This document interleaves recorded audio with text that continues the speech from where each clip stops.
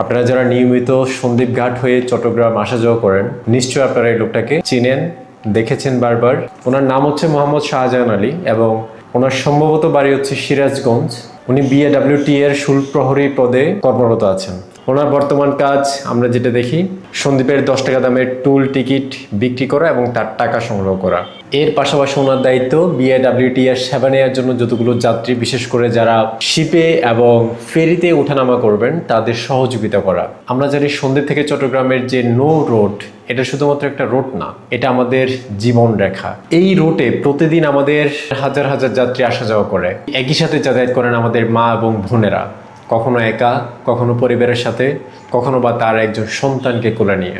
আর ভিড়ের মধ্যে এই মানুষটা আমাদের নারীদের কিভাবে সহযোগিতা করে তা অনেক সময় আমাদের নারীরাও জানে না, কিন্তু জানে আমার ক্যামেরা এবং জানবেন আপনারাও।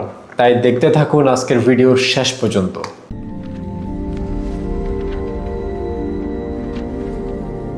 দিনটা ছিল জুনের 1 তারিখ 2026।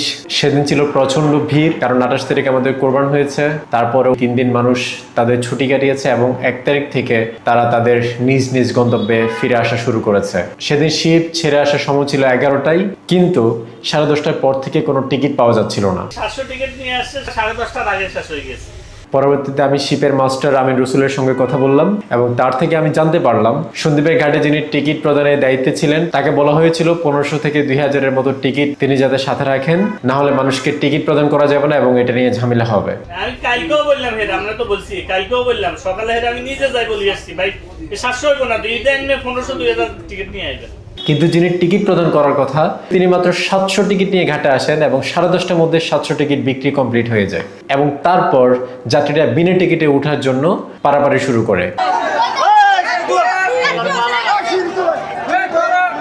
এবং আমি এই ভিড়ের মধ্যে ঘটে যাওয়া ঘটনাগুলো আমার ক্যামেরা দিয়ে ভিডিও করছিলাম এবং শুরুতে আমি ঘাটে যাওয়ার পর যখন আমি শিপে উঠবো, তখন আমি দেখতে পাই এই লোকটা একজন যাত্রীকে মালপত্র সমেত শিপ থেকে তাকে ধাক্কা দিয়ে নামিয়ে দিল। একটু ভিতরে রাখো, এই দেখে।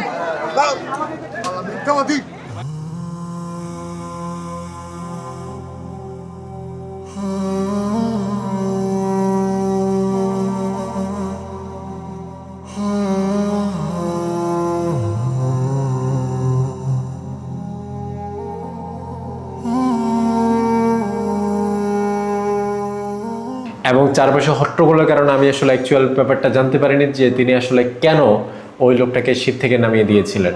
এবং তার পরক্ষণে আমি দেখতে পাই তিনি নারী যাত্রীদের হাত ধরে ধরে শিপে উঠাচ্ছেন।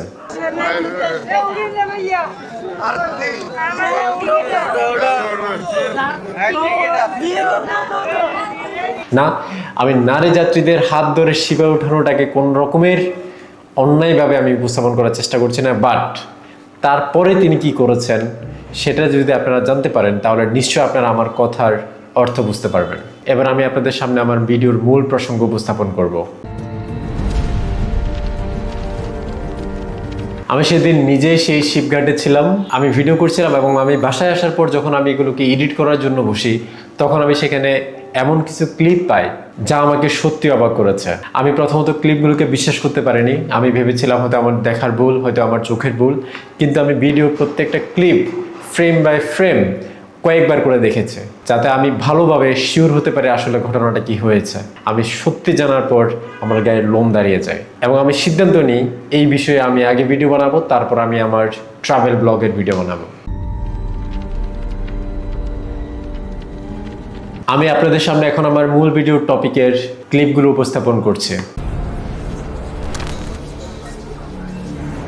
এই লোকটা হচ্ছে স্টিমার থেকে নামে এবং 2 সেকেন্ডের মাথায় এই মেয়েটির কাছে চলে যায় এবং তাকে হাত দিয়ে এভাবে ধাক্কা দেয় এবং এই হাতটা গিয়ে মেয়েটার বুক স্পর্শ করে এবং মেয়েটার আপনি লাজুকতা যদি দেখেন এবং মেয়েটার চেহারার এক্সপ্রেশন যদি দেখেন, তাহলে আপনি বুঝতে পারবেন যে মেয়েটা কতটা হকচকিয়ে উঠেছে এবং সে এই ঘটনার জন্য টোটালি প্রিপেয়ার ছিল না যে এরকম একটা ঘটনা তিনি ঘটাতে পারেন। আমি আপনাদেরকে আরও কিছু ক্লিপ দেখাচ্ছি, দেখুন।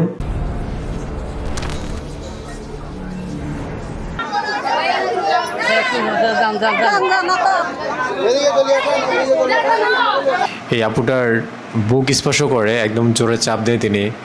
এগুলা একেবারে স্পষ্টভাবে বোঝা যাচ্ছে যে তিনি ইচ্ছা করে করতেছেন। ওনার চেহারাটা অন্যদিকে, উনি খুবই ব্যস্ত দেখাচ্ছেন, কিন্তু ওনার হাত যে কি কাজ করতেছে সেটা তিনি খুব ভালো করে জানেন।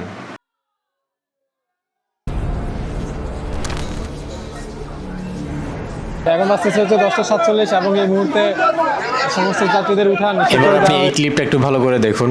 আপনার কি মনে হয় এই ক্লিপটা দেখে কি কখনো মনে হয় যে তিনি এটা ইচ্ছে করে করেননি? অবশ্যই তিনি ইচ্ছে করে করেছেন। আমি 100% শিওর তিনি ইচ্ছে করে করেছেন এগুলা। দেখেন হাতটা কতক্ষণ ধরে তিনি রেখে দিয়েছেন এবং লাস্টে তিনি আবার জোরে ইচ্ছে করে একটা চাপ দিয়ে তারপর ধাক্কা দেন, যেগুলো খুবই স্পষ্টভাবে বোঝা যায়। রিপোর্ট করতে হবে তো আমাদের সাংবাদিক।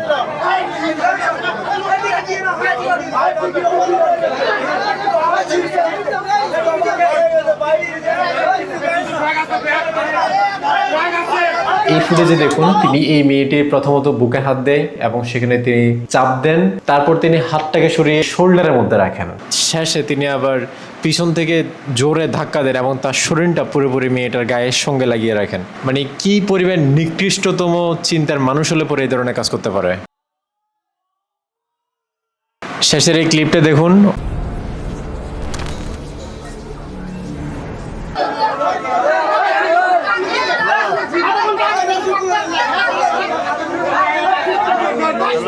উনি আবার আগের সেই বাচ্চা সহ যে মাটা ছিল সেই মাটার পিছন থেকে এবার তিনি হাত দেন এবং পিছন থেকে হাত দিয়ে তিনি প্রথমত সুবিধা করতে পারেননি, পরে আর একটু নিচে আনেন বাচ্চা কোলে থাকার কারণে, তাও সুবিধা করতে না পেরে পরবর্তী তিনি তার হাতটাকে মেয়েটার হাতের উপর রাখার চেষ্টা করেন, কিন্তু হাতটা চলে যায় বাচ্চাটার পিঠে। পরবর্তীতে তিনি সেই বাচ্চার মায়ের হাতটাকে তিনি স্পর্শ করে রাখেন। আপনাদের কাছে এই ক্লিপগুলো কতটুকু স্পর্শকাতর লেগেছে আমি জানি না, তবে আমি দেখার পর আমি শুধু চিন্তা করছি এই নারীগুলো কারো না কারো বোন, কারো না কারো মেয়ে, কারো না কারো মা। যদি আপনার হতো, আমার প্রশ্ন, যদি আপনার হতো আপনি কি সহ্য করতেন? আপনি কি করতেন এই মুহূর্তে এই লোকটার সঙ্গে? আমি শুধু এটা জানার জন্য আজকের ভিডিওটা করা। আমি ফুটেজগুলো পাওয়ার পর আমি সাথে সাথে এই লোকটার পরিচয় জানার জন্য আমাদের সন্দীপে বিভিন্ন ফেসবুক গ্রুপে আমি পোস্ট করি এবং তার মধ্যে একটা গ্রুপ ছিল হচ্ছে জন্মভূমি সন্দীপ, যেখানের মধ্যে প্রায় 56টার মতো কমেন্ট আসছে। লিঙ্কটা দিয়ে দিব এই পোস্টের। সেই কমেন্টের মধ্যে আপনি যদি দেখতে পান সবাই এই লোকটার বিরুদ্ধে সেখানে অভিযোগ দায়ের করেছেন যে এই লোকটার ব্যবহার খারাপ, এই লোকটার চরিত্র খারাপ, এই লোকটার চাঁদাবাজ, এই লোকটার টাকা নেই মানুষের থেকে এবং এই লোকটা মানুষের সঙ্গে চরম লেভেলের বাজে আচরণ করে এবং নারীদেরকে একটু সুযোগ পেলে যে কোনোভাবে স্পর্শ করার চেষ্টা করা। আমি এখানে একটু স্পষ্ট করি, এই যে অভিযোগগুলো এগুলো কিন্তু আমি সরাসরি যাচাই করিনি। এগুলো আমি এই লোকটার পরিচয় জানার যে পোস্টটা ছিল সেই পোস্টের মধ্যে আসা জনগণের কিছু কমেন্ট থেকে আমার নেয়া। এবং আমি তারপর যোগাযোগ করি BAWTA এর একজন সহকারী পরিচালক নয়নশীলের সঙ্গে। তার থেকে আমি জানতে পারি যে এই ব্যক্তিটার নাম হচ্ছে শাহজাহান আলী এবং তিনি BAWTA এর একজন শুল্ক প্রহরী। এবং তার সাথে আমি যখন ফোনে কথা বলি তখন তিনি আমাকে এই ব্যক্তি সম্বন্ধে জানান যে এই ব্যক্তিটার আচরণ আসলে খুবই বাজে এবং তাদের কাছে এর বিরুদ্ধে বারবার অভিযোগ গিয়েছে এবং তারা তাকে বারবার ওয়ার্নিং দিয়েছেন, কিন্তু তারপরে এই লোকটা টোটালি শুধরাননি, বরং আরো দিন দিন তার বেয়াদবি বাড়িয়ে গিয়েছেন এবং তার কার্যক্রমগুলো তিনি চলমান রেখেছেন।